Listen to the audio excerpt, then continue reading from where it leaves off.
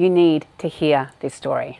3 months ago, I sent an inquiry off to 3 different companies. I was looking for a new service provider for a service in my business.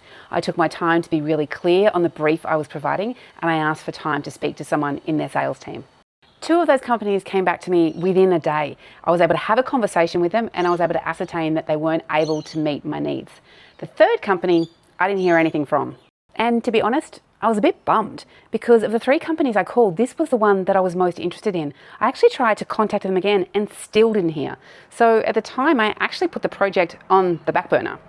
Then, out of the blue, 3 weeks later, someone from that company called me. She called and she apologized. She said, "I'm so sorry you didn't hear from us. Your inquiry got sent to the wrong person. It was meant to come to me." And she was great. We jumped on a call, we had a conversation, and it was looking pretty good. My instincts were right. I think this was the company that was going to be able to service our needs. So at this point, I had the proposal and I was pretty sure I was going to go ahead. And I told this person that I'd be back in contact in June to get everything set up. And so earlier this month, I've reached out, I've sent 2 emails and I've left 1 message and I've heard nothing back. Am I going to give this company my business? Would I recommend them to anyone else? Hell no. If this is how they're going to treat me before I've even handed over any money, by the way, this contract is worth well over $10,000 per annum every year. How are they going to treat me when I'm in a contract and when they've got my money?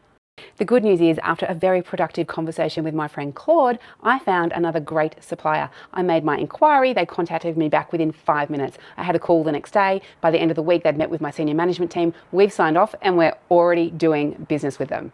So, if you or your team are not getting back to customers quickly, consistently, not only are you losing business, you're telling your potential customers and your customers you simply don't care about them.